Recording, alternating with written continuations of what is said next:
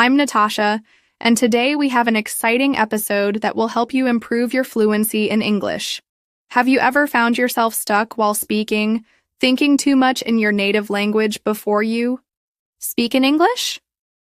Or maybe you've been translating words in your head, but it slows you down.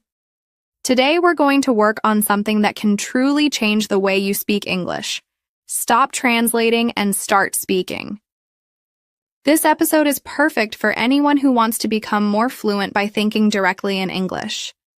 By the end of this episode, you'll see how listening to real-life stories and examples can not only help your listening skills, but also improve your speaking and writing abilities.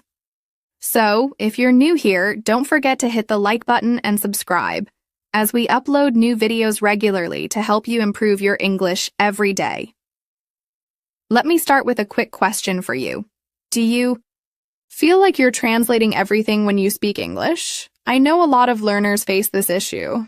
For example, my friend Sarah, who is from Spain, told me that when she first started learning English, she would think of a sentence in Spanish and then try to translate it into English. It made her nervous and slower when speaking. But one day, Sarah had a conversation with her husband, and instead of translating in her head, she just started speaking naturally. She said that it felt much easier and more natural. It's a big step, and it's something we're going to focus on today. Imagine this. You're in a coffee shop and you meet someone new. They ask you what you like to do in your free time.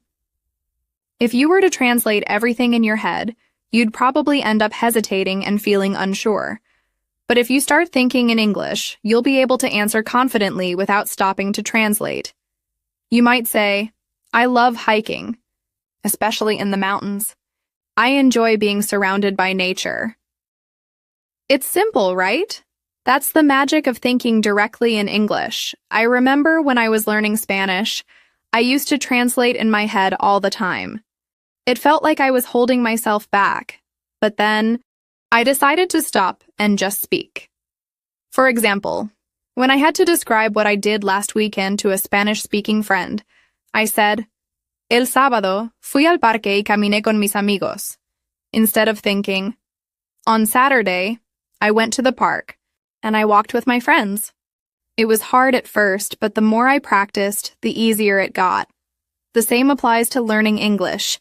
The less you translate, the more fluent you'll become. Now, let's dive deeper into how you can practice this in your everyday life.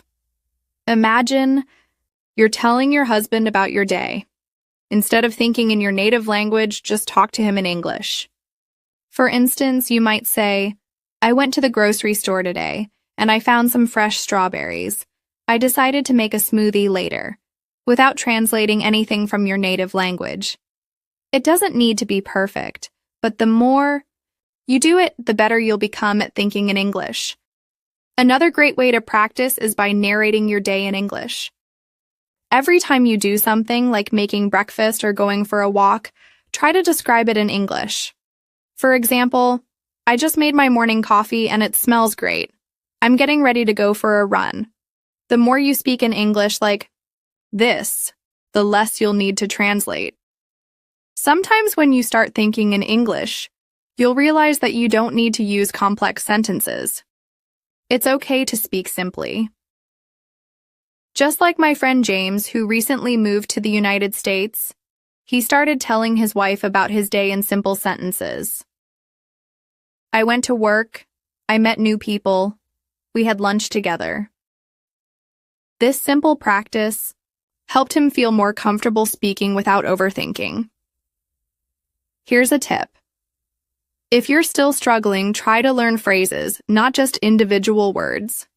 This will help you think faster when speaking.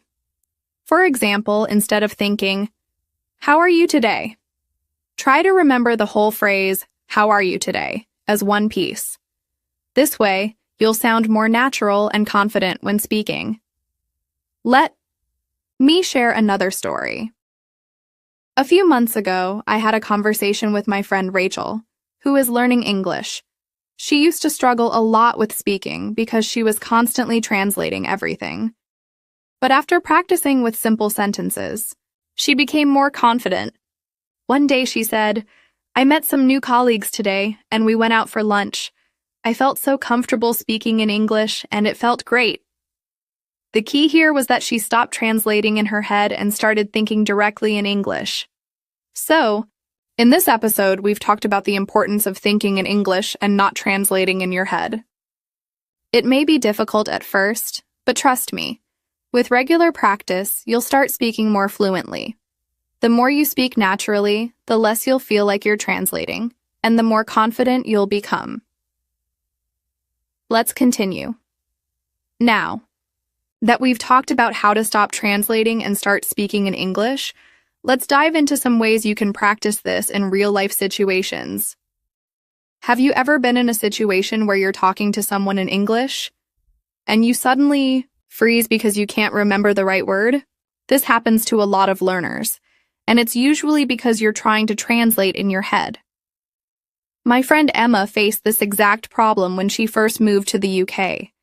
She would often pause during conversations, thinking about how to say things in English instead of just letting the words come naturally. But Emma realized that the more she practiced speaking without worrying about perfect grammar or translation, the better she became at expressing herself in English. Let's think about a simple scenario. Imagine you're at the grocery store and you need to ask for help. You could be looking for a particular brand of cereal, and instead of thinking, "How do I ask for this in English?" try to speak directly, like this. "Excuse me, where can I find the cereal?" Just say it without overthinking. The more you practice situations like this, the more natural it will feel. Another great practice is to try shadowing. Shadowing is when you listen to a sentence in English and immediately repeat it out loud. For example, if someone says, "I'm going to the market later," you repeat, "I'm going to the market later." Doing this helps your brain adjust to thinking in English instead of translating. I've seen this technique work wonders. For my friend Mark, who started practicing English by shadowing news reporters, he would listen to their sentences, pause, and repeat them, and it helped him speak faster and more naturally. Now, let's talk about how you can make this part of your daily routine. One thing I recommend is trying to describe simple things in your day-to-day life. For example, when you wake up in the morning, instead of thinking in your native language, try saying in English, "It's a beautiful morning. I'm going to have breakfast now." When you talk to your family or friends, make it a habit to speak directly in English about what you're doing. For instance, if you're making lunch, you could say, "I'm making a sandwich with turkey and cheese." It doesn't have to be anything complicated, just simple sentences about your routine. My friend John, who's been learning English for a few years, told me that when he first started, he would try to translate everything. It made him nervous when he spoke to others because he wasn't confident in his words. But now, John practices by talking to his wife in English every evening about what happened during the day. He doesn't worry about making mistakes. He just speaks. The more he practices, the more natural his speaking becomes. Let's also look at how to stop overthinking when you're speaking. It's easy to get caught up in worrying about your grammar or vocabulary, but remember, the goal is to communicate, not to be perfect. When I started learning a new language, I always focused on trying to use perfect grammar, but that only made me nervous. After a while, I realized that it's okay to make mistakes. The important thing is to keep speaking and practicing. So, the next time you're having a conversation, don't worry if you make a small mistake. Just keep going and practice more. To make it easier, try to group words together. For example, instead of thinking of each word individually, try to remember phrases like, "How was your weekend?" or "I love going to the park." If you remember these common phrases, it will be easier for you to speak without having to translate word by word. That's how fluency works. It's about speaking in natural phrases and thinking less about the individual words. Another way to practice thinking directly in English is by setting small challenges for yourself. For example, today, try to speak in English for at least 10 minutes without translating. You could talk to your family, your friend, or even yourself. The more you speak in English, the more confident you will feel. It might feel strange at first, but with time, you'll notice a big improvement. My friend David, who works as a teacher, told me that when he first started teaching English, he felt nervous speaking to his students. But now, he speaks English all day long and hardly thinks about translating anymore. Now let's think about real-life stories. One day, I was at the park with a friend of mine, Rachel, and we were talking about our hobbies. I asked her, "What do you like to do in your free time?" Instead of translating, she just said, "I enjoy painting and hiking. It's relaxing and helps me clear my mind." It was such a simple answer, but it was natural and flowed easily because she didn't stop to translate. You can practice the same way. Think about a question like, "What's your favorite type of food?" Instead of thinking, "How do I say this in English?" Just answer directly, "I love pasta. It's my favorite food because it's delicious and easy to make." The more you practice, the less you'll have to translate in your head. You'll start speaking more fluently and confidently. It's also important to listen to real-life conversations in English. The more you hear, the more you'll get used to thinking in English. Try listening to podcasts, conversations, or even watching simple videos in English. The goal is to expose yourself to how native speakers use the language in everyday situations. For example, when you hear someone saying, "I'll meet you at the coffee shop later," try to remember that as a phrase you can use in your own conversations. Let's take a moment and practice together. Imagine you're at a coffee shop and you need to ask for your order. Instead of translating the words in your head, just say, "I'll have a latte, please." See how easy it is when you don't stop to translate? The more you practice, the more natural it becomes. As you continue practicing, remember that fluency is not about being perfect, but about being able to express yourself confidently and clearly. Keep speaking and listening, and soon you'll find that you're thinking in English all the time, without needing to translate. Picture yourself at a bakery. You walk in, and you want to buy some bread. Instead of thinking in your native language and then trying to translate it into English, practice saying it directly. "Good morning. Can I have a loaf of bread, please?" It's simple, polite, and easy. My friend Daniel practiced this every morning when he went to the bakery near his house. At first, he felt shy, but after a week of using English sentences naturally, he started feeling more confident. He told me that speaking without stopping to think helped him feel like English was becoming part of his daily life. Another example is when you go to the doctor's office. Maybe you need to explain a simple problem. Instead of translating, practice thinking directly in English. You could say, "I have a headache," or "My stomach hurts." Easy, short sentences that communicate clearly. My neighbor Sarah once shared with me that she used to write small sentences in a notebook and read them before going to places like the doctor's office. She would practice them out loud at home so that when she needed them, she could speak naturally. It helped her stop translating and boosted her confidence. Now think about talking to a new neighbor. Imagine you meet Mr. Johnson, who just moved into your building. Instead of worrying about translating the perfect greeting, just say, "Hello, welcome to the neighborhood. How are you today?" Natural, friendly, and direct. My cousin Michael practiced this when he moved to a new city. He made a goal to greet at least one person every day in English. He told me that at first it felt uncomfortable, but after a few weeks, he didn't even realize he was thinking in English. Speaking naturally had become a habit for him. One powerful method I recommend is practicing storytelling in English. Storytelling helps you organize your thoughts in English without translating. Start small. Talk about what you did yesterday. You could say, "Yesterday, I went to the park with my wife. We walked by the lake, watched the ducks, and had a picnic." When you practice telling short stories, you train your brain to think in English sentences, not word by word. I remember my student Olivia did this every night before going to sleep. She would spend 5 minutes telling herself a short story about her day, and after 3 months, her fluency improved a lot. Another important tip is to think in English during your daily activities. For example, when you're cleaning your house, try describing what you are doing. I'm washing the dishes. I'm sweeping the floor. I'm making the bed. These simple sentences help you stay in English without even realizing it.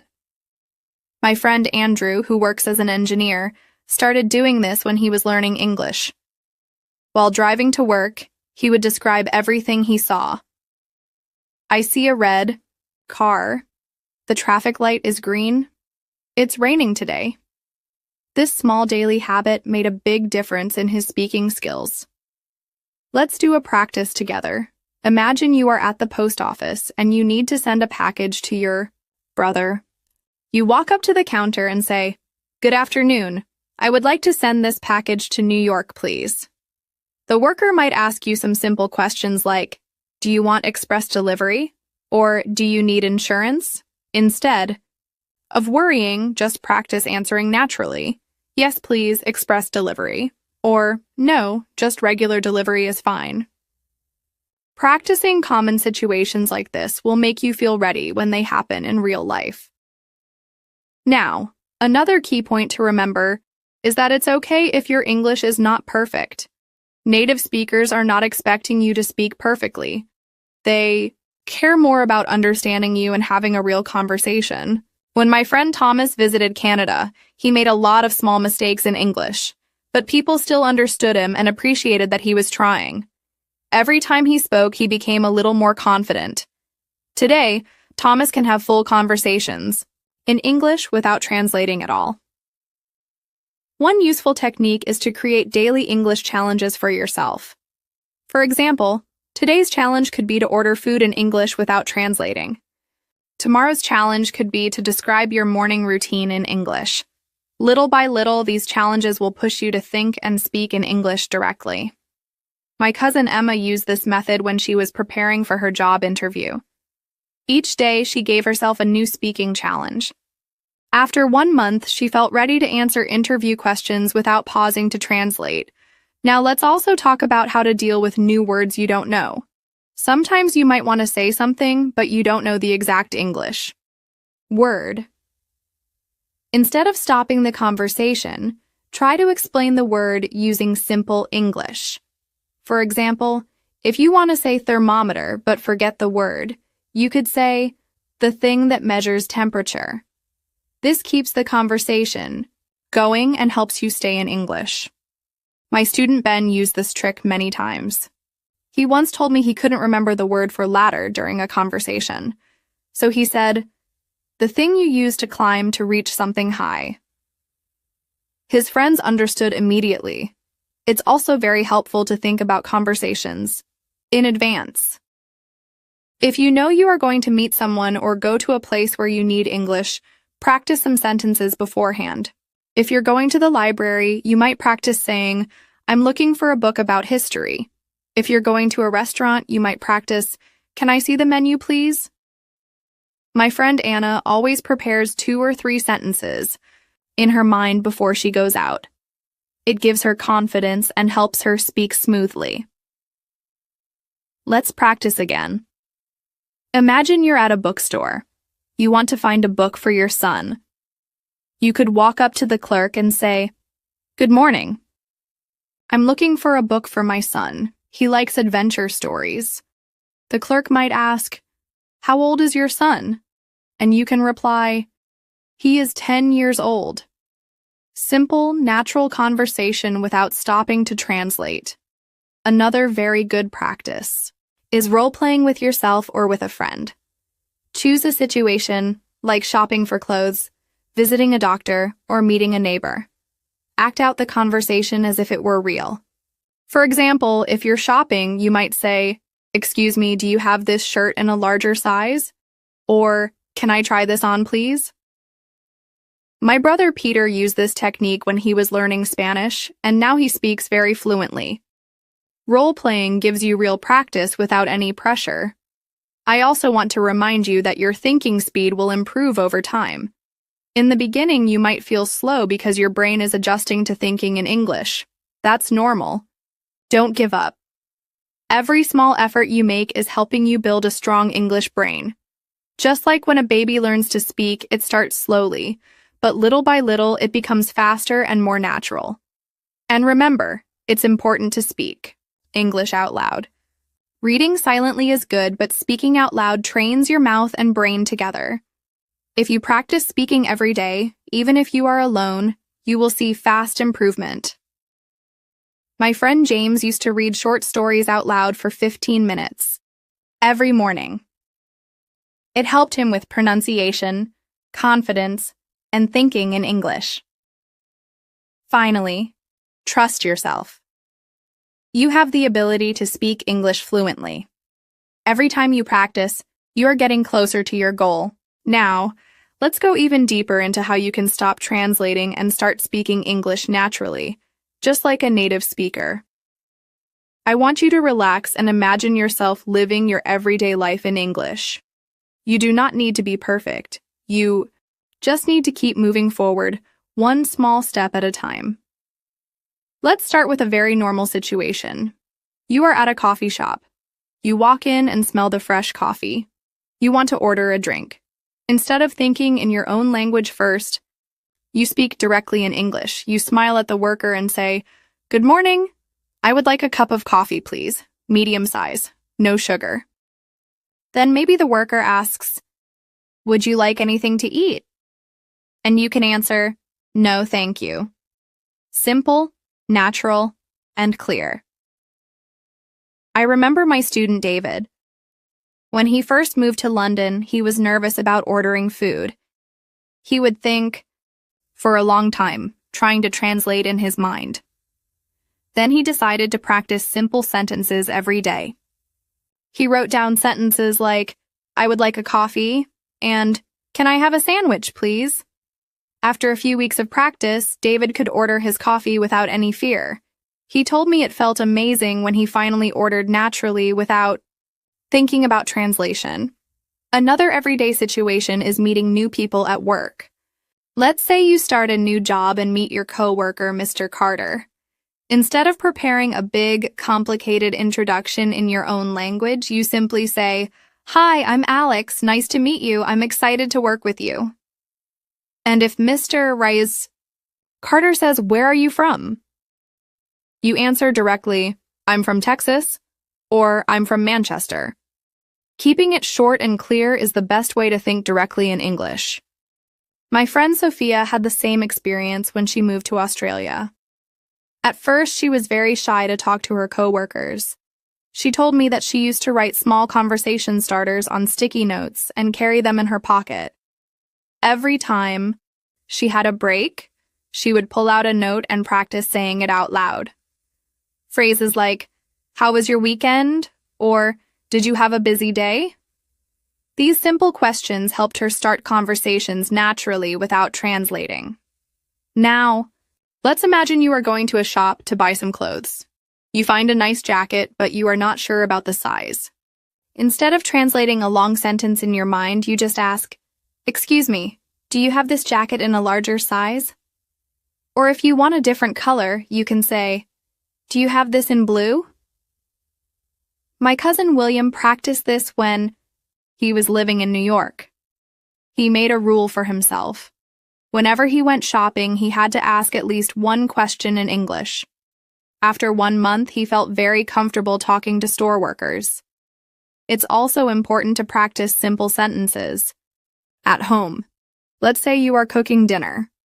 As you chop vegetables, you say to yourself, "I'm cutting carrots. I'm boiling water.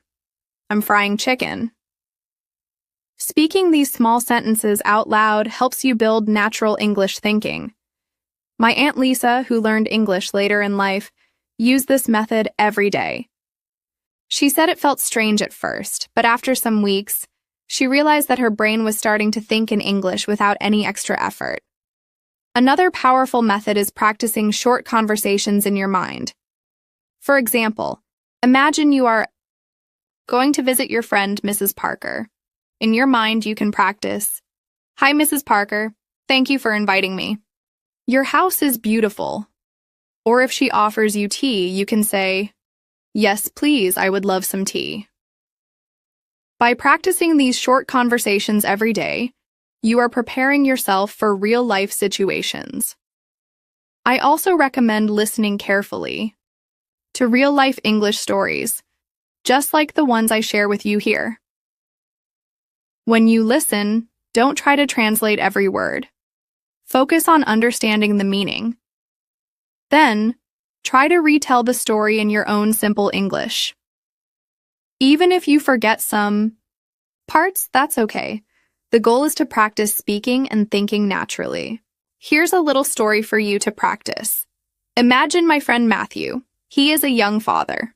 Last weekend, Matthew took his wife and son to the countryside for a picnic. They packed sandwiches, fruit, and some juice. When they arrived, they found a nice spot near a small river. They played games, had lunch, and enjoyed the fresh air.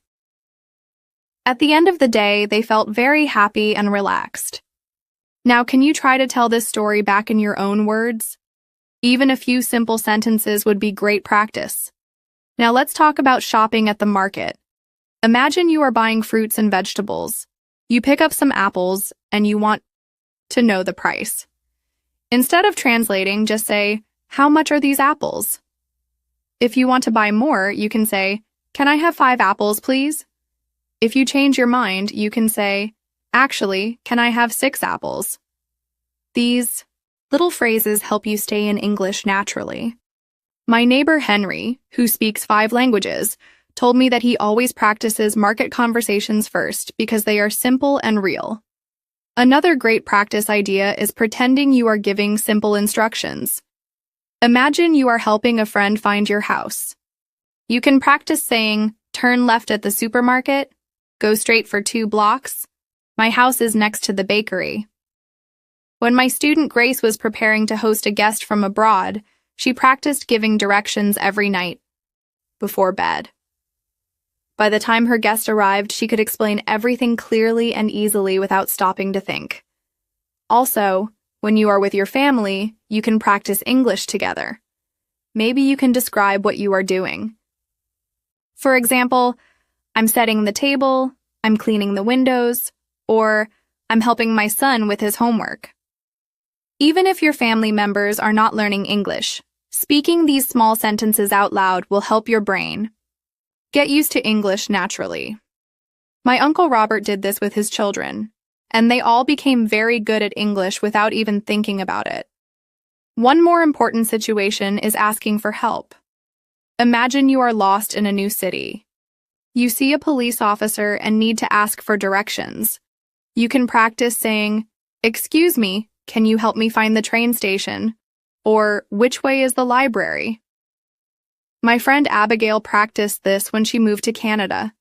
Every time she went somewhere new, she prepared 1 or 2 questions she might need. She told me it gave her a lot of confidence because she knew she could ask for help in English easily. Let's do another little story. Think about my friend Nathan. Last month, Nathan's wife asked him to buy a new table for their kitchen.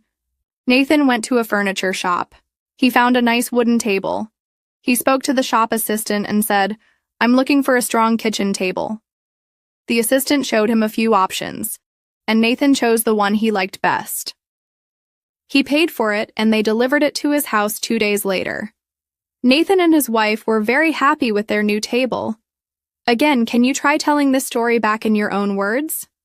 Even a short version is perfect for practice. Remember, speaking English naturally is not about using big, fancy words. It's about using simple, clear sentences and trusting yourself. Every day you practice, your mind becomes a little faster, and your mouth becomes a little more comfortable. It's like exercising a muscle. The more you use it, the stronger it becomes. Also, Do not be afraid of making mistakes. Mistakes are part of learning.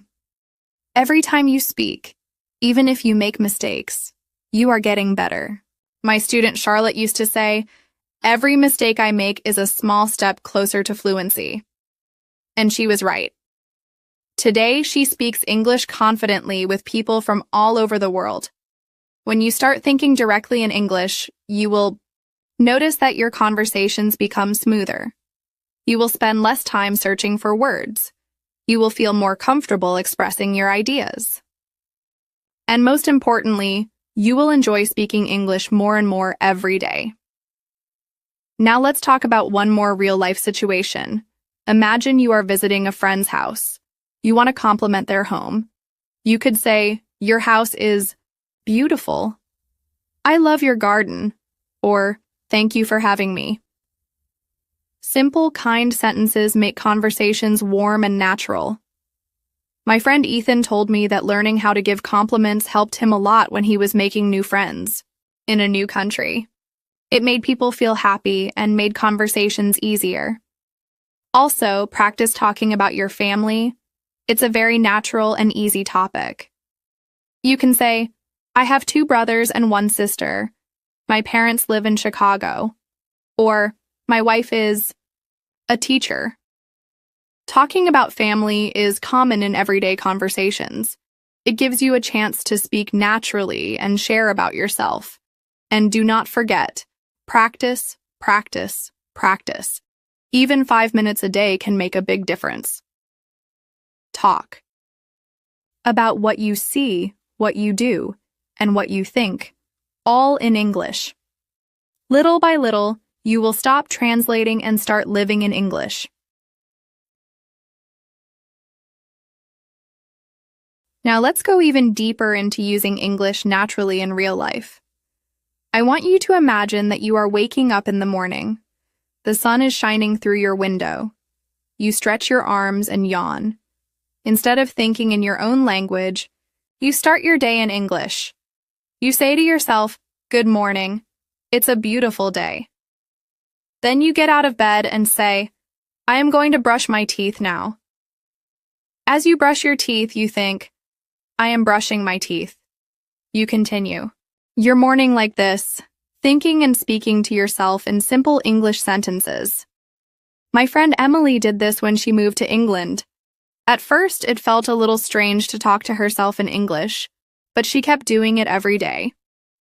After 1 month, she told me that she felt more comfortable thinking in English. Her words came faster, and she stopped translating from her own language. She said, "I feel like my brain is starting to live in English." That is exactly what you want to happen. Now imagine that after getting ready, you go to a coffee shop. You are standing in line. You see the menu. You think in English, "I would like a latte today." When it's your turn, you smile and say, "Good morning, can I have a medium latte, please?" The worker smiles back and says, "Of course. Anything else?" You answer, "No, thank you." You pay, take your coffee, and say, "Have a nice day." This small conversation is very normal, very real, and very natural. My student Daniel practiced this every day before work. He even practiced in his mind while walking to the coffee shop. He would imagine the conversation. "Good morning. I would like a coffee, please." Practicing in your mind is powerful. It prepares you to speak without fear. After coffee, you go to work. On the way, you meet your coworker, Mr. Johnson. He smiles and says, "Morning, how are you today?" Instead of thinking in your own language first, you reply directly in English. "I'm great, thanks. How about you?" Then Mr. Johnson says, "I'm good, thank you." You both laugh a little and talk about the weather. You say, "It's a bit cold today, isn't it?" Mr. Johnson agrees, "Yes, I had to wear my warm jacket." Simple, short conversations like this are real communication, and they help you build confidence. My friend Olivia used to be scared to talk to her coworkers in English. She thought, what if I say something wrong? But then she made a small rule. She would say at least 3 simple sentences every morning at work. Even if it was just, good morning, how are you, and nice weather today. It's still helped her practice speaking naturally. After a few weeks, it became easy. She no longer felt nervous. Later in the day, you go to a meeting at work. You sit with your coworkers, Mr. Adams, Ms. Brown, and Ms. Taylor. They start discussing a project. You listen carefully. When it's your turn to speak, you say, I think we should finish the project by Friday. Maybe someone asks for your opinion. What do you think about the design, Alex? You answer, I like it. It's simple and modern. Again, short, clear sentences. No translating needed.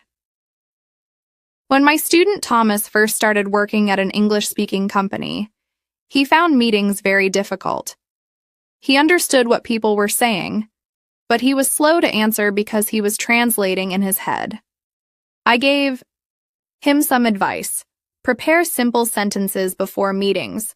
For example, I agree with that. I think it's a good idea. Or, can you explain that again, please?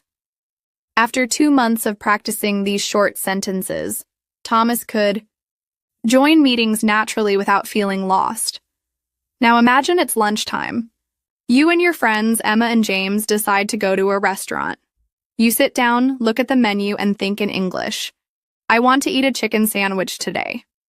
When the waiter comes, you say, I'll have the chicken sandwich, please. And a glass of water. James orders pasta and Emma orders a salad. You all smile and chat while waiting for the food. This is how normal life in English feels when you stop translating. My cousin Lucy practiced restaurant English before her trip to New York. She wrote down phrases like, Can I have the menu, please? I'll have the steak, and can. We get the check, please? Practicing simple phrases helped her feel ready. When she arrived, she ordered her food naturally and even joked with the waiters a little bit. After lunch, you go shopping. You walk into a clothing store and see a nice jacket. You think, this jacket looks nice. You pick it up and check the price tag. You wonder, do they have it in my size? You find a store assistant, Mr. Lee, and say, Excuse me, do you have this jacket in a larger size? Mr. Lee checks and brings you a bigger one.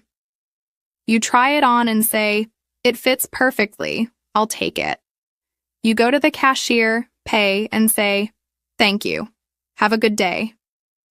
Everything happens smoothly because you are thinking and speaking directly in English. My neighbor Kevin, who learned English when he was 30 years old, always says, Shopping is the best practice ground. He would visit small shops just to ask simple questions in English. Questions like, How much is this? Do you have it in blue? And can I pay by card?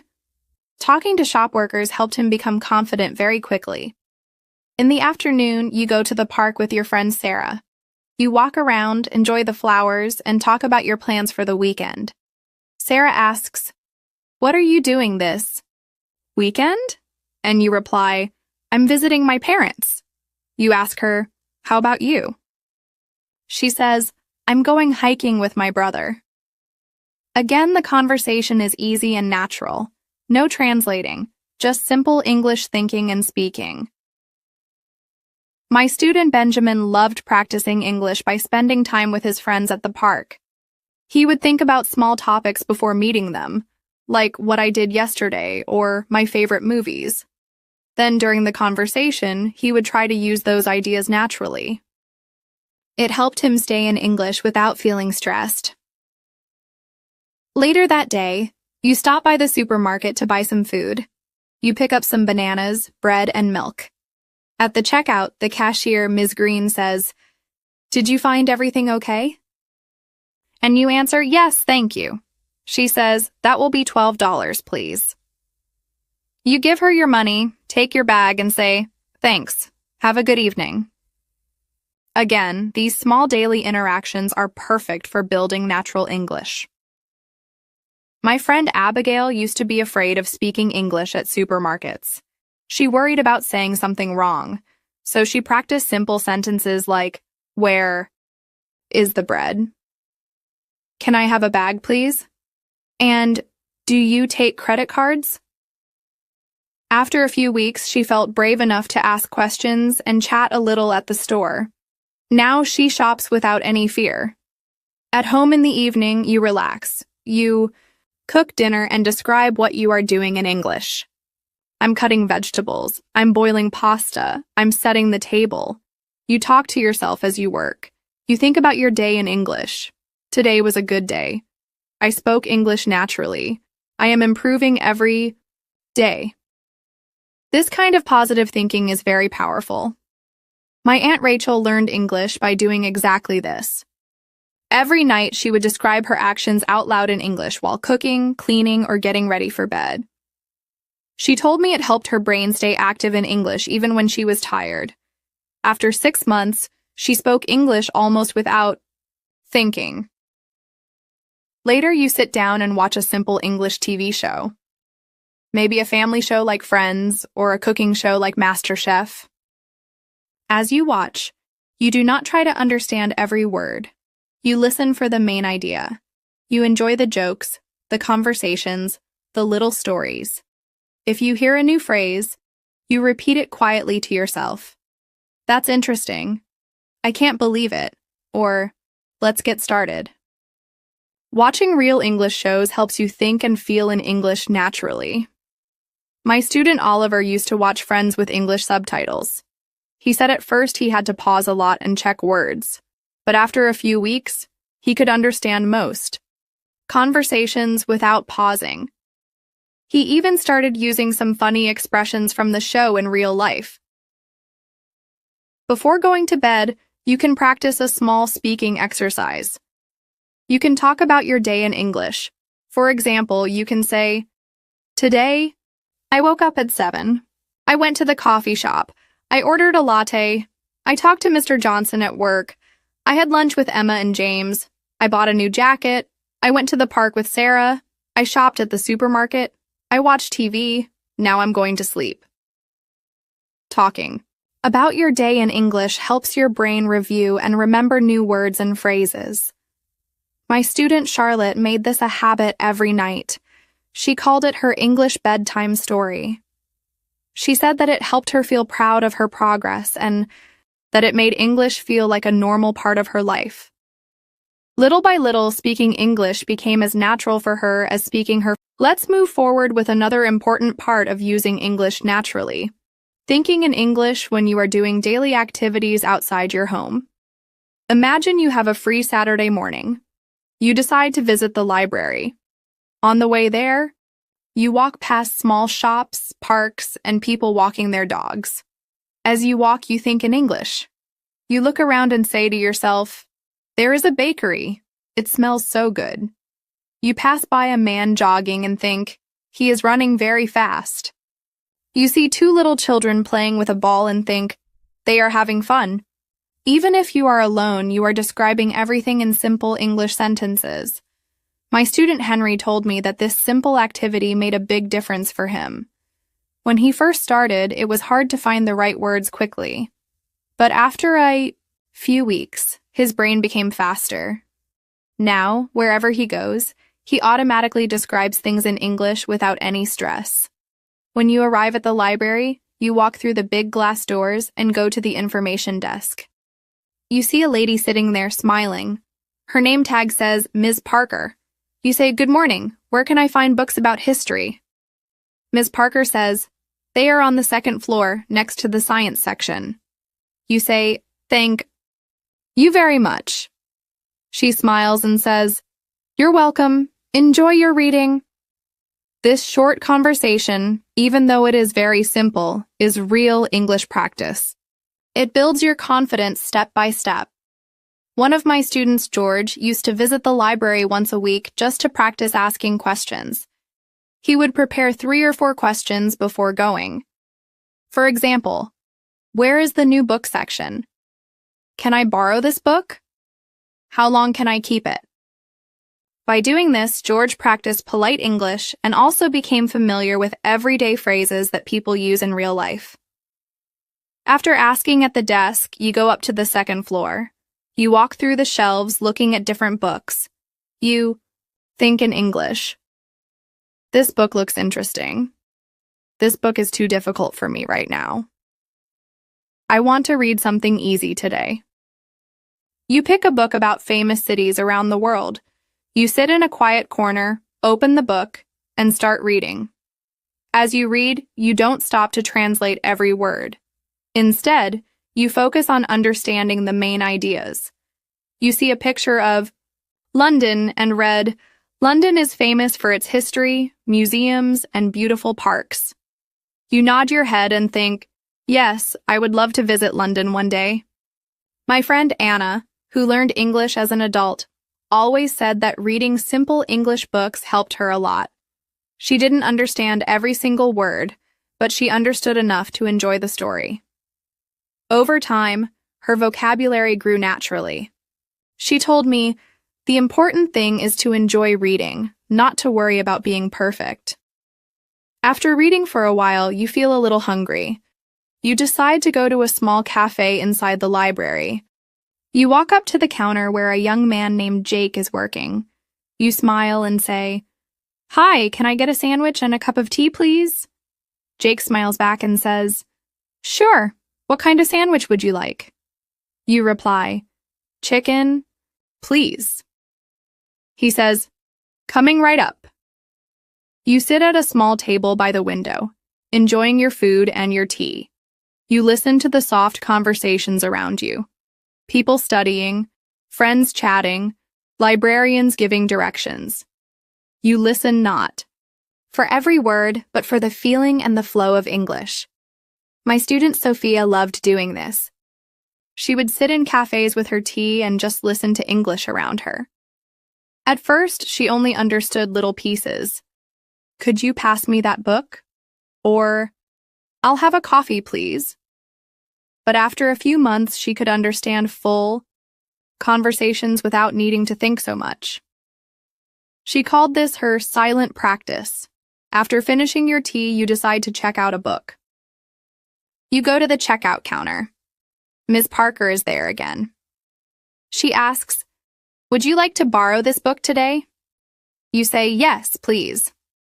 She scans the book and says, "It's due back in 2 weeks." You reply, "Thank you. Have a nice day." Ms. Parker smiles and says, "You too." These small real-life moments are golden. They seem simple, but every small conversation adds to your skill. You are not studying grammar rules, you are living the language naturally. Later, you decide to visit the park again. You meet your friend Michael there. He is already sitting on a bench reading a newspaper. You walk up and say, "Hey, Michael, good to see you." He smiles and says, "Hey, nice day, isn't it?"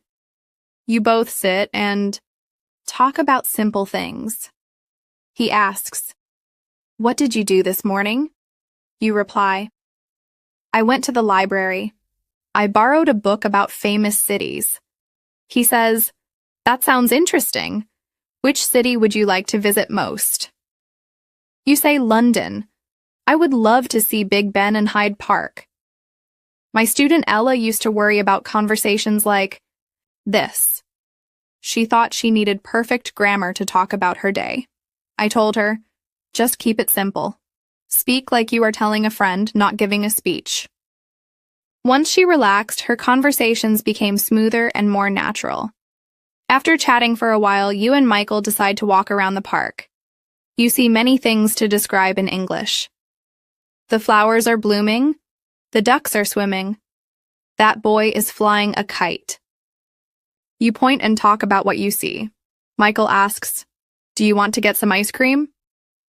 You laugh and say, "Sure, I can never say no to ice cream." Again, this is real English. Simple and happy. On your way to the ice cream stand, you practice even more English in your mind.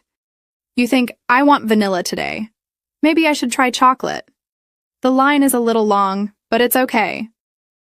When it's your turn, you say to the worker, "Hi, can I have one vanilla cone, please?"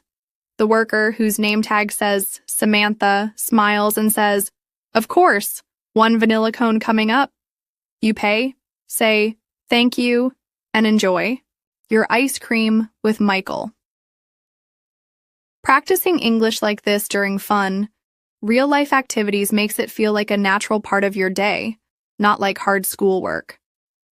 My student Noah loved this method.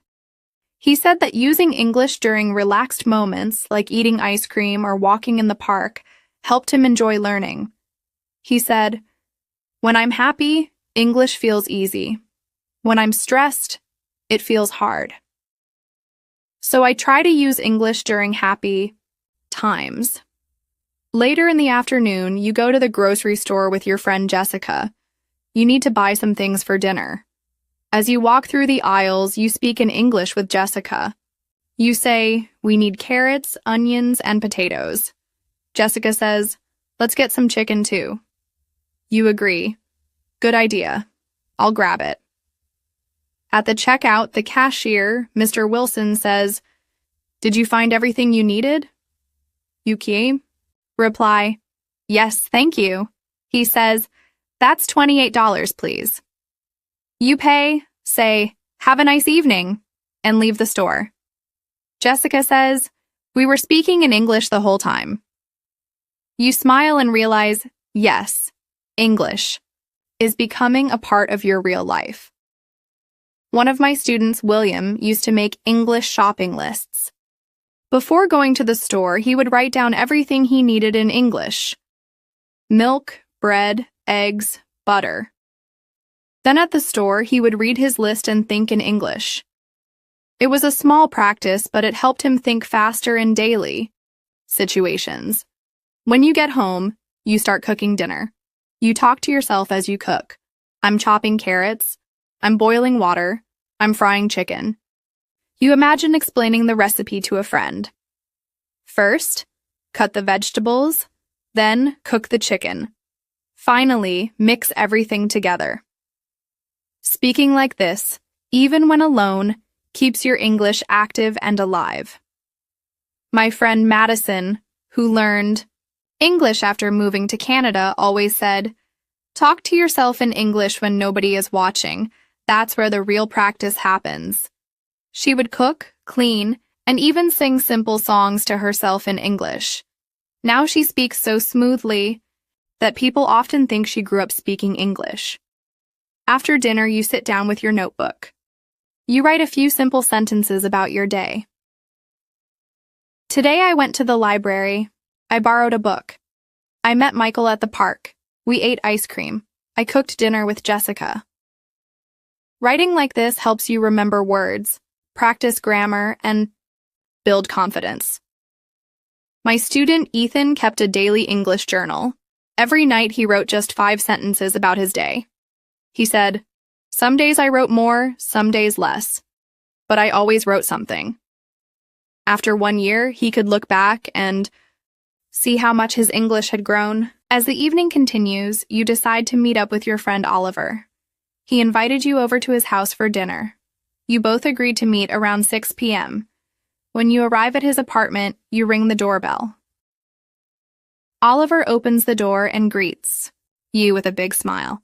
"Hi, welcome. Come on in," he says. "I'm just finishing dinner. It will be ready soon." You walk in and smile back. "Thanks for inviting me over. It smells amazing." As you sit down at the dining table, Oliver hands you a drink. "Would you like some water or juice?" he asks. "Water, please," you reply.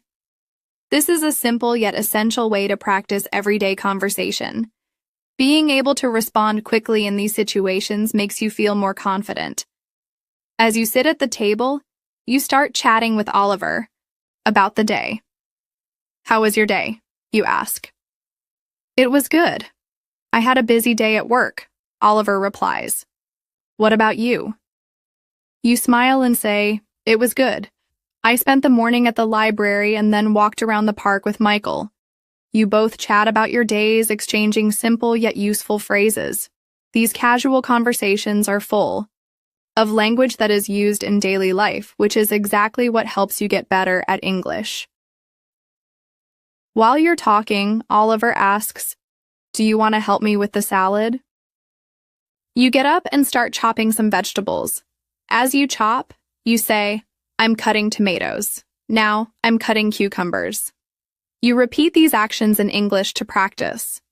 Even though you're not thinking about grammar, you're still learning.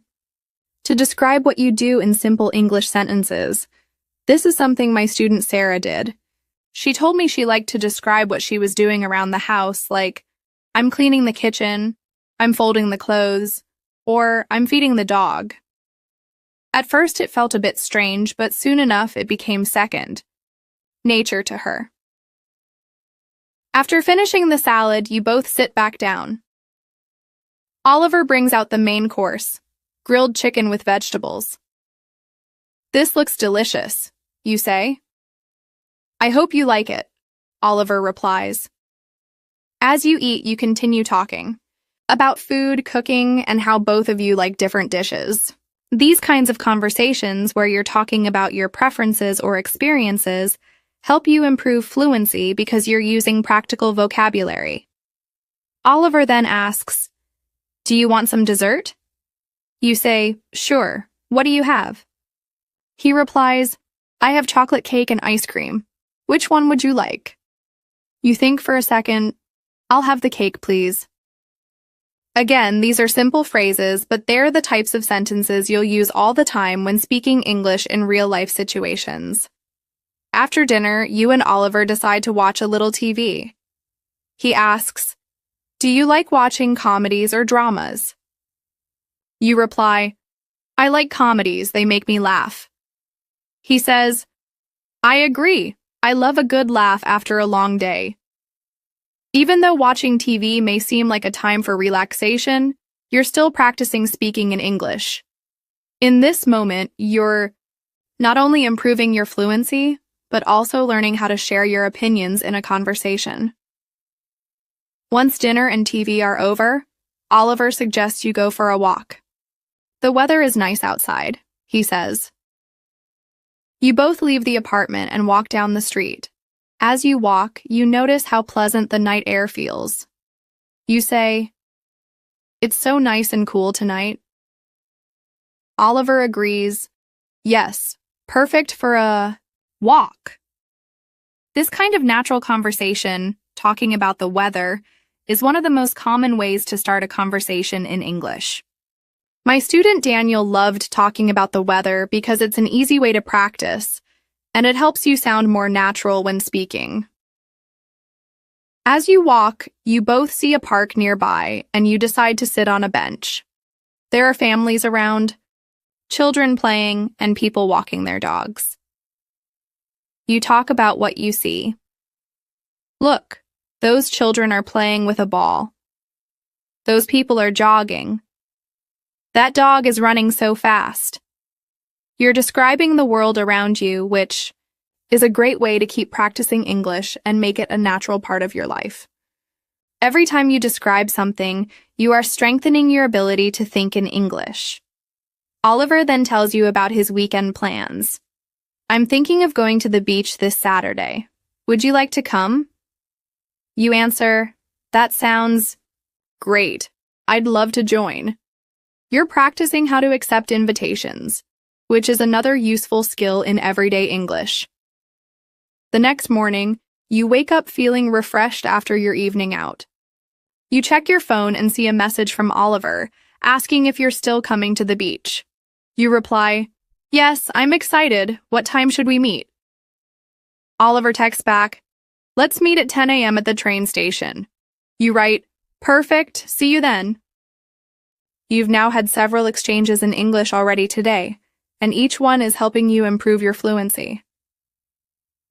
Later that morning, you prepare for the beach trip. As you pack your bag, you talk to yourself in English. "I'm packing my sunscreen. I need my sunglasses. I'm bringing a towel and a hat." You're practicing the vocabulary for things you might use at the beach. This is something I recommend to my students, as it's a great way to learn vocabulary by using it in real-life situations. When you meet Oliver at the train station, you greet him with a smile. "Good morning, Oliver," he replies. "Good." "Morning. Ready for the beach?" You say, "Absolutely." As you both board the train, you talk about the weather again. "It's so sunny today. I think we'll have a great time at the beach." This simple conversation helps you reinforce what you know while keeping things casual and natural. When you arrive at the beach, the first thing you do is take off your shoes and walk along the shore. The sound of the waves crashing is relaxing. You say, "The sound of the ocean is so peaceful." Oliver agrees. "Yes, I love it here." You both talk about your plans for the day. "I think I'll swim later," you say. "I'll go for a walk along the beach first," Oliver replies. These types of simple plans are easy to talk about and provide a great opportunity to practice English in a natural setting. While at the beach, you both meet some other friends. You introduce yourself in English. "Hi, I'm Natasha. Nice to meet you." Your new friends introduce themselves as well, and you continue practicing small talk. "How do you like the beach?" "What's your favorite activity here?" These small conversations help you practice speaking in a relaxed way. The more often you use English in these everyday situations, the easier it becomes to speak confidently. As you spend the day at the beach, you enjoy talking to different people and practicing English. You talk about the food stands. "The ice cream here looks amazing. I think I'll have a popsicle later." You ask about their plans for the summer. "Do you have any exciting trips planned?" "I'm thinking of going hiking with my family." These types of conversations allow you to practice speaking without worrying about making mistakes, which is the key to improving your fluency. When the day comes to an end, you and Oliver take the train back home. You reflect on your day and think, "I spoke English the whole day and it felt so natural." You're not translating in your head anymore. Instead, you're simply speaking and thinking in English. My student Emily once told me that she used to be afraid to speak English because she worried about making mistakes. But after going out and using English in her everyday life, she felt much more confident. "Now, I don't care about making mistakes," she said. "I just want to communicate. And that's what matters." This is the beauty of thinking in English, as it allows you to focus on communicating, not on translating. When you stop translating and start speaking directly in English, you begin to think and express yourself more naturally. The key is to make English a part of your daily life, whether you're at home, out with friends, or even just walking around your neighborhood. The next weekend, you decide to spend time with your family. Your cousin David calls you early in the morning and says, "Hi, Natasha. We are planning a small family picnic at Green Lake Park. Would you like to join us?" You smile and answer, "That sounds wonderful, David. I would love to come. What time should I be there?" David replies, "Let's meet around 11 o'clock. Bring anything you like for the picnic." You say, "Okay, I'll bring sandwiches and some fruit." When you talk like this, you are not thinking word by word in your native language. You are understanding and responding in English. This natural way of speaking is what builds real fluency. Many of my students, like Olivia, have improved quickly by joining family events and speaking simple English throughout the day. At 10:30 a.m., you pack a basket with sandwiches, apples, and bananas. As you pack, you speak out loud to yourself in English. "I have packed the sandwiches, now I'm packing the apples. I will also take some napkins." Speaking out loud helps you connect English to your actions. It is like training your brain to think in English without needing to translate. When you arrive at the park, you see David waving at you from under a big oak tree. He has set up a picnic blanket with his wife, Emma, and their little son, Jacob. You walk over and greet them. "Good morning, everyone. you say.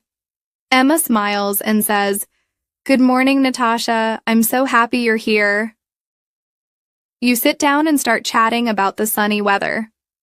"It's a perfect day for a picnic," you say. David agrees. Yes, finally. Some sunshine after so many cloudy days. Jacob, their little boy, runs around chasing butterflies. You laugh and say, "Look at Jacob. He is having so much fun." Emma replies, "He loves being outdoors." Small comments like these are great for keeping the conversation alive and flowing naturally. While enjoying the picnic, you help serve food. You pass sandwiches to everyone and say, "Here's a sandwich for you, David, and here's one for you, Emma."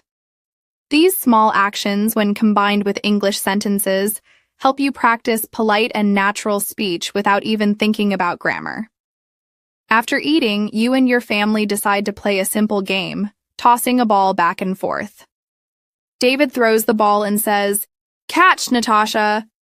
You catch the ball and laugh, "Got it." Then you throw it back to him saying, "Here it comes."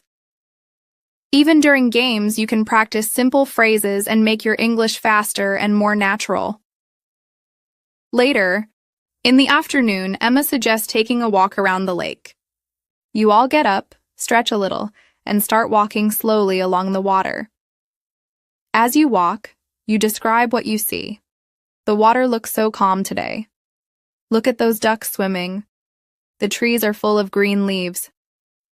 Every sentence you say helps you practice real English. David tells a story about his first time fishing at this lake. He says, "I remember when I first tried fishing here. I was about 10 years old. I waited for hours but caught nothing. It was still a great day because my father and I laughed so much." You listen carefully and reply, "That sounds like a wonderful memory, even without catching a fish." These small exchanges build your ability to talk about past experiences. After yai, a nice walk, you all sit down at a bench near the playground. Jacob runs over to the swings. You and Emma continue talking about family life. Emma says, "Jacob has started school recently. He loves his teacher and talks about her all the time." You ask, "What's his favorite subject?" Emma smiles. "He likes math. He says solving problems is like solving puzzles." You reply, "That's great. Math can be a lot of fun when you think of it that way." Conversations about daily life, children, and family are full of useful words and simple sentence structures. This is why practicing with family members or close friends is one of the best ways to build fluency without pressure. As the afternoon turns into evening, you start packing up the picnic things. You say, "Let's make sure we leave the park clean." David agrees. "Of course, we should always take care of public places." Together, you gather the trash and put everything back in the picnic basket. Practicing polite sentences like these makes your English sound more natural and respectful. Before leaving, you all stand together for a quick family photo. David says, "Smile, everyone," and snaps the picture. You laugh and say, "This was such a beautiful day. Thank you for inviting me." Emma replies, "We're so happy you came. Let's do it again soon." When you get home, you feel proud because you spent the entire day speaking English. You realize you didn't have to translate in your head before speaking. You listened, understood, and responded naturally. The next day, you decide to keep practicing. You go to the local grocery store to buy some groceries. You walk in, grab a shopping cart, and start talking to yourself in English again. "I need to buy some bread," you say. "I need milk and eggs too." As you pick up the items, you continue, describing your actions. "I'm picking up a loaf of bread. I'm checking the dates on the milk. I'm choosing fresh apples." These small practices are so powerful because they train your brain to connect English with real-life actions. When you go to pay, the cashier, a kind woman named Grace, greets you. She says, "Good morning. Did you find everything you needed?" You smile and answer, "Yes, thank you. Everything looks fresh today. Grace replies, I'm happy to hear that. Have a great day. You say, you too, and leave the store with a smile. Each conversation you have, no matter how short or simple, builds your confidence.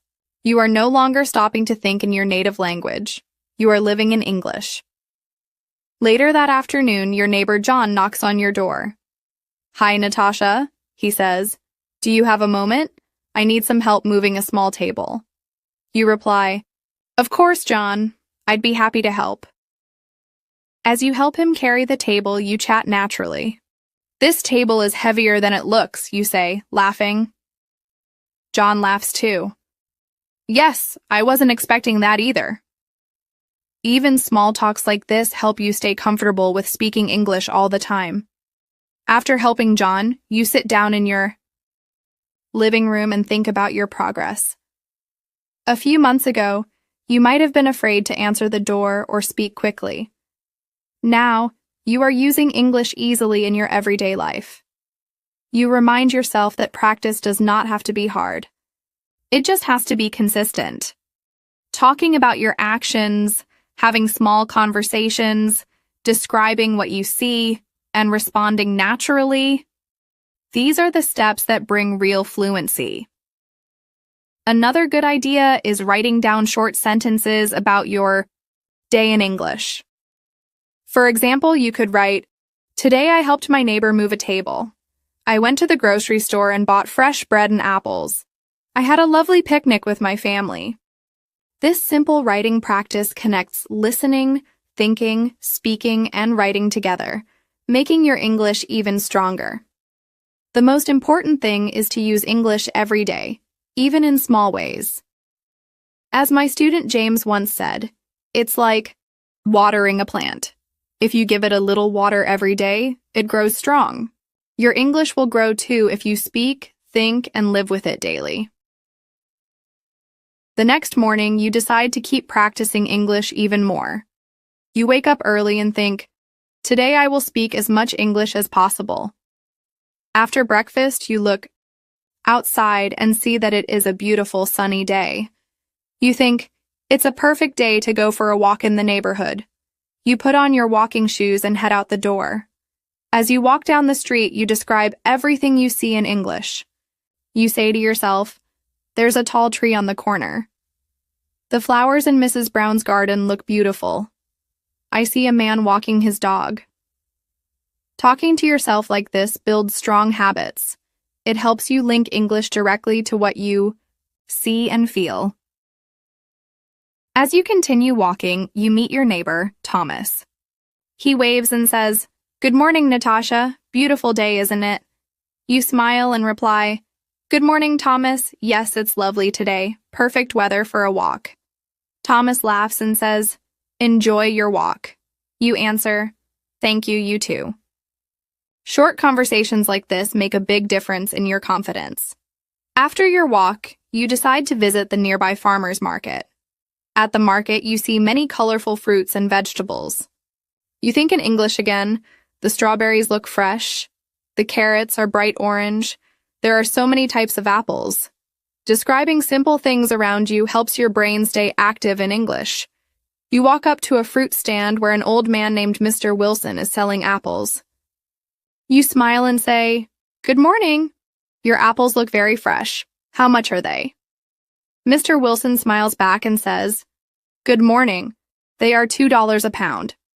You reply, I'll take 2 pounds, please. As he weighs the apples, he says, They're from my own farm, picked just yesterday. You respond, That's wonderful. I'm sure they'll taste great. You pay him. Later in the afternoon, you visit the library. You walk inside and greet the librarian, Mrs. Carter. Good afternoon, Mrs. Carter, you say. She replies, Good afternoon, Natasha. How can I help you today? You answer, I'm looking for some books to improve my English vocabulary. Mrs. Carter smiles and says, You're in the right place. Follow me. I'll show you where they are. As you walk together, Mrs. Carter asks, How long have you been learning English? You think for a moment and reply, I've been learning for about 2 years, but I really started practicing every day just a few months ago. Mrs. Carter nods and says, daily practice is the best way. You're doing a great job. Hearing kind. Words like this motivates you to continue. You borrow 2 easy English books. One is a story about a family living on a farm, and the other is about a woman opening her own bakery. These stories use simple English and real-life topics, which are perfect for your level. You thank Mrs. Carter and promise to return the books, on time. On your way home, you stop at a small coffee shop. Inside, you see a young woman named Lisa behind the counter. She smiles and says, Hi there, what can I get for you today? You answer, Hi, Lisa. I'd like a cup of tea, please, and maybe a slice of banana bread. Lisa replies, Coming right up. Please have a seat, I'll bring it to your table. As you wait, you think about how many chances you had today to speak English naturally. With Thomas during your walk, Mr. Wilson at the market, Mrs. Carter at the library, and now Lisa at the coffee shop. All these moments are building your fluency step by step. Lisa brings the tea and banana bread to your table. She says, Here you go, enjoy. You reply, Thank you, Lisa, it smells delicious. She smiles and says, It's one of our most popular items. Let me know if you need anything else. You sit back, sip your tea, and think about writing down today's experiences in a small notebook.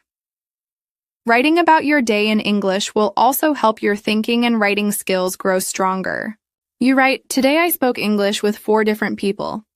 I bought fresh apples, borrowed library books, and had tea at a coffee shop. I feel proud of my progress. After finishing your tea, you leave the coffee shop and walk home with a big smile on your face. On your way, you meet Mr. Johnson, an old man who lives 2 houses down. He is working in his garden. He sees you and says, Good evening, Natasha. Taking a walk? You reply, Yes, Mr. Johnson.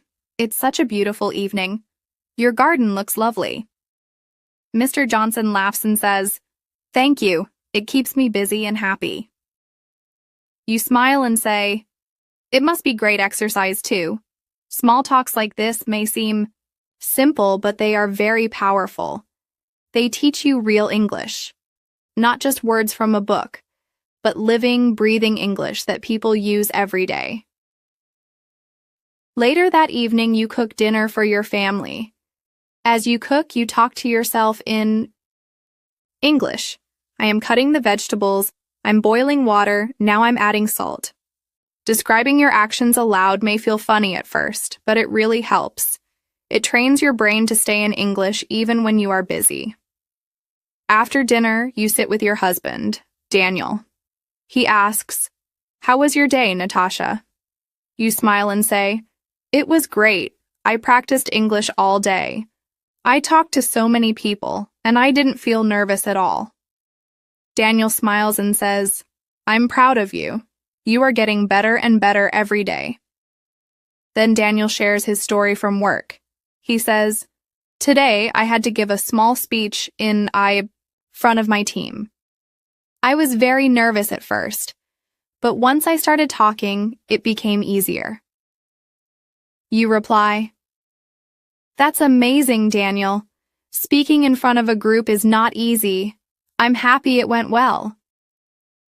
Daniel laughs and says, Yes, and now I understand how important practice is, just like you are practicing your English every day. Hearing Daniel's story reminds you that everyone, no matter what they are learning, needs time and practice to grow. Before going to bed, you sit quietly for a few minutes. You think about everything you did today. You spoke English in real life, situations, you listened carefully, you responded naturally, and you even wrote about your day. You feel thankful for every small step forward. You also remember that you didn't translate in your head today. You thought directly in English. That is a big success. You make a small plan for tomorrow. You will call your friend Sarah and invite her for a walk in the park. You decide you will only use English during your conversation. You write in your notebook. Tomorrow's goal: speak only English with Sarah. Talk about simple things like the weather, plans for the weekend, and family news. Setting small goals. Like this keeps you motivated and helps you stay focused on your journey to fluency. As you close your notebook, you smile and think, every small step brings me closer to my dream of speaking English fluently. The next morning, you wake up feeling full of energy. You remember your plan to call your friend Sarah and practice English during your conversation. You quickly finish your breakfast and pick up your phone. You take a deep breath and call her. Sarah answers, "Hello, Natasha. How are you today?" You smile and say, "Hi, Sarah. I'm doing very well, thank you. I was wondering if you are free this afternoon. Would you like to go for a walk in the park?" Sarah replies happily, "Yes, I would love to. It's a perfect day. For a walk. Let's meet at 2 o'clock at the park entrance." You agree and say, "Perfect. See you there." You feel proud that you made the whole conversation in English without translating. You didn't stop or think too much. It felt natural. Later in the afternoon, you put on your shoes and head to the park. When you arrive, Sarah is already there, waiting for you with a big smile. She waves and says, "Hey, Natasha, ready for a nice walk?" You reply, "Yes, let's enjoy the fresh air." As you walk, you talk about many simple things. Sarah points at the sky and says, "Look at the beautiful clouds today." You say, "Yes, they look so soft and white. It feels peaceful." Then you both walk past a small playground. You see children playing on the swings and slides. Sarah says, "They look so happy. I remember playing at the park when I was a child." You laugh and say, "Me too. I loved the swings the most. I felt like I was flying." Sarah smiles and says, "Simple things bring so much joy." You nod and say, "That's true. And practicing English like this also brings joy because it shows how far we have come." As you continue walking, you see an older couple sitting on a bench, Mr. and Mrs. Anderson. They are feeding some pigeons. You wave and say politely, "Good afternoon, Mr. and Mrs. Anderson. How are you today?" Mr. Anderson smiles warmly and says, "Good afternoon, Natasha and Sarah. We're enjoying the sunshine. How about you two?" You reply, "We're having a nice walk and practicing English." Mrs. Anderson chuckles and says, "That's wonderful. Every day you practice is a day you grow." You thank them and continue your walk. Sarah then says, "It feels good to practice like this. It's much better than sitting at home with grammar books all day." You laugh and say, "Yes, real conversations are the best teachers." As you walk toward the small pond, you see ducks swimming peacefully. You describe what you see. The ducks are moving so gracefully. Look at that little one following its mother. Sarah says, "It's so cute. Nature always has something beautiful to show us." You nod and say, "And today, nature is helping us practice our English." After walking for about an hour, you and Sarah sit on a bench near the pond. Sarah pulls out a small notebook and says, "I started writing a few sentences about my day every night before bed. It helps me think in English." You say, "That's a great idea. I do that too. It makes me notice more new words and expressions." Sarah smiles and says, "Let's write a few sentences right now." You both pull out your notebooks. You write, "Today I walked in the park with my friend Sarah. We spoke only English. We talked about the weather, the children playing, and the ducks in the pond." Sarah reads her sentences aloud. "It's so simple," she says, "but it feels so good to write in English." You say, "Simple is powerful.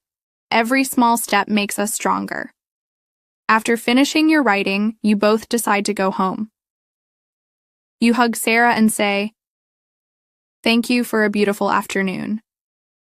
Sarah says, "Thank you too, Natasha. Let's do this again soon."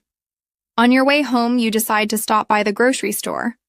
You walk inside and see a man named David working behind the counter. He recognizes you and smiles. "Hello, Natasha. How can I help you today?" he asks. You reply, "Hi, David. I need some fresh vegetables, please."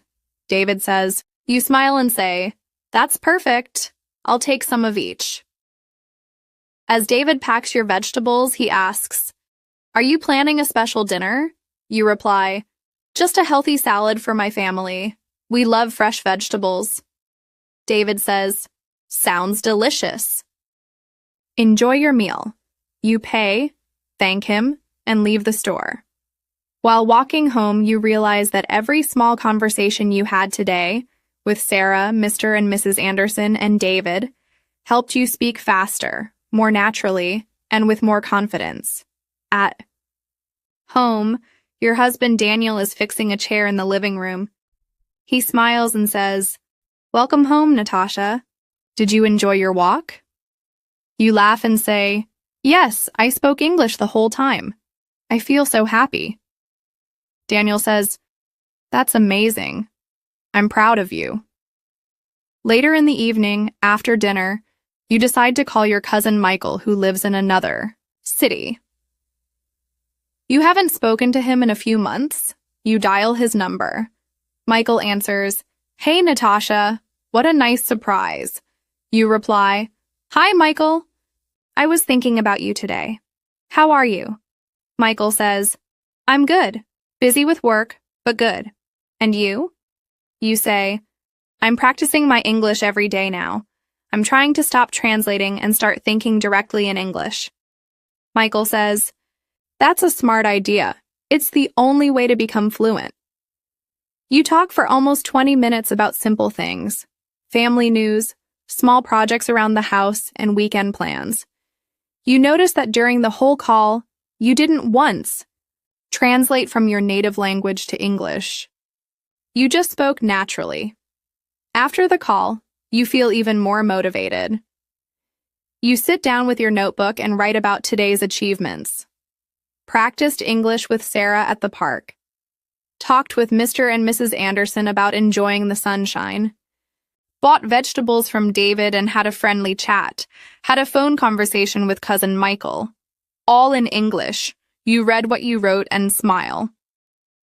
Every word you speak, every sentence you write, every simple conversation you have, they are building your future fluency. You think, fluency doesn't come all at once. It comes from small, daily actions. It comes from speaking even when I'm nervous, listening carefully, and thinking in English. You look out the window at the dark night sky and feel thankful for the day. Then you remember something. Tomorrow, you promise to meet your neighbor Olivia for tea at her house. You quickly send her a message. "Hi, Olivia. I'm looking forward to our tea time tomorrow. See you at 3 o'clock. She replies right away, "Hi, Natasha. I'm excited too. See you tomorrow." You close your phone and smile again. You know that tomorrow will bring even more chances to practice English, make new memories, and become more fluent, one step at a time. The next day, you wake up early feeling excited. You remember that. You have tea with your neighbor Olivia at 3 o'clock. You decide to make the most of the morning by practicing English as much as you can. You start by talking to yourself while making breakfast. You say aloud, "Today, I will practice English with Olivia. I will listen carefully. I will answer without translating. I will enjoy every moment." After breakfast, you clean the kitchen. As you wash the dishes, you practice describing what you are doing in English. "I am washing the plates. I am cleaning the cups. The water is warm. The soap smells fresh." You smile because you know that even simple sentences like these make your brain think faster in English. Later, you sit down with your notebook and write a short paragraph about your plans. Today, I will meet my neighbor Olivia for tea. I am excited to talk in English. I hope I can speak without stopping or translating. I want to listen carefully and answer naturally. After writing, you read your paragraph out loud 2 times to practice your pronunciation. Time passes quickly. At 2:30, you get ready to leave. You choose a nice, comfortable dress and comb your hair neatly. You feel ready. At 3 o'clock, you knock on Olivia's door. She opens it with a big smile. "Hi, Natasha. Come in," she says warmly. You step inside. The house smells wonderful. Olivia has baked some fresh bread. She says, "Please. Sit down. The tea is ready." You sit at the table. There are plates with bread, butter, and honey. A teapot is steaming in the middle. Olivia pours tea into 2 cups and says, "How have you been, Natasha?" You smile and answer, "I have been great, thank you. I've been practicing my English every day." Olivia says, "That's wonderful. Your English sounds better every time we meet." You feel happy and a little proud. You say, "Thank you, Olivia. Speaking with kind people like you helps a lot." She laughs and says, "We can practice together. I'll help you, and you can help me learn." New words. You both laugh and start eating. As you sip your tea, you talk about simple things.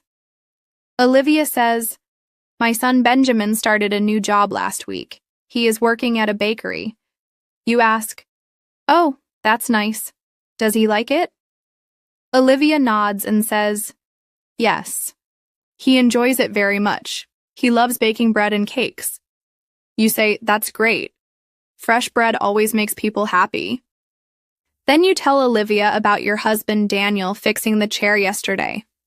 You say, "Daniel fixed our old chair yesterday. It was broken for a long time." Olivia smiles and says, "That's so good.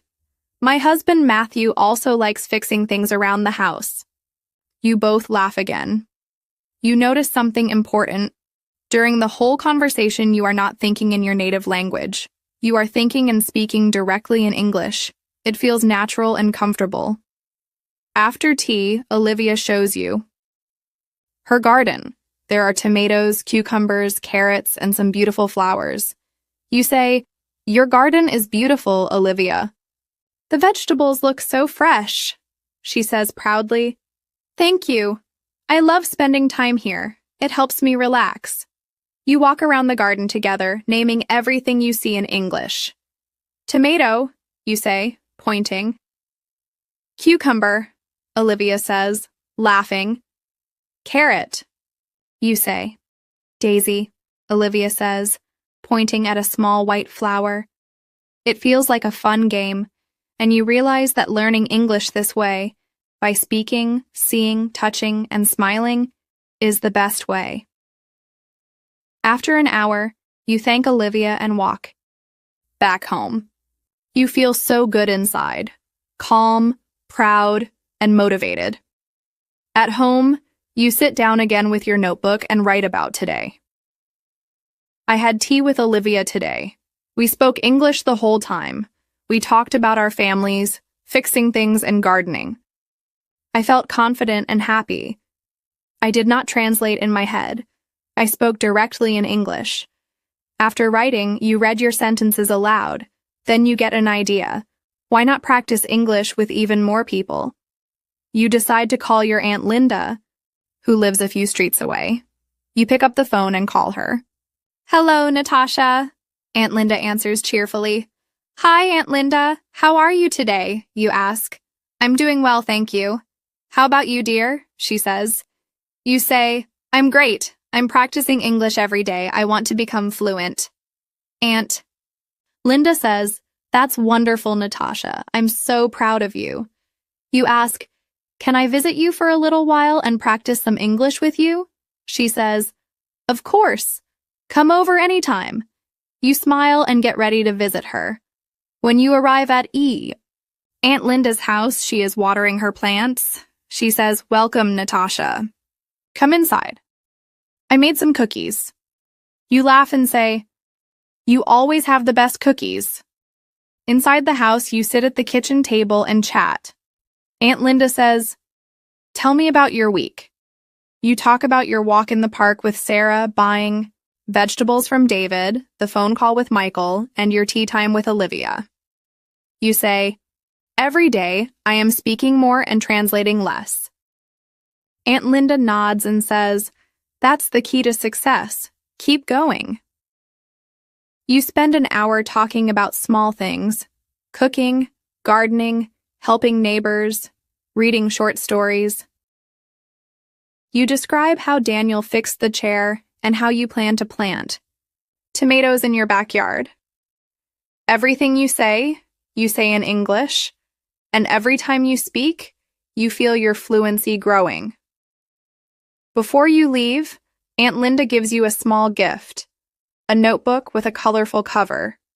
She says, use this to write something in English every day. You smile and say, thank you, Aunt Linda, I will. On your walk home, you feel inspired. You think, speaking with kind people like Olivia and Aunt Linda makes learning English fun and easy. When you arrive home, Daniel is in the backyard planting some flowers. He waves and says, hey, Natasha, how was your visit? You say, it was wonderful. I practiced English the whole time. I feel stronger every day. Daniel says, I'm happy for you.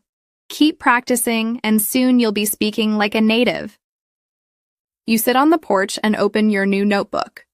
You write, today I spoke English with Aunt Linda. We talked about many simple things. I did not translate in my head. I feel proud and thankful. You close your notebook and look at the sunset. The sky is painted with orange and pink colors. You smile and say to yourself, every day is a chance to grow. I will never give up. You remember that tomorrow you will help your neighbor, Mr. Thomas, paint his fence.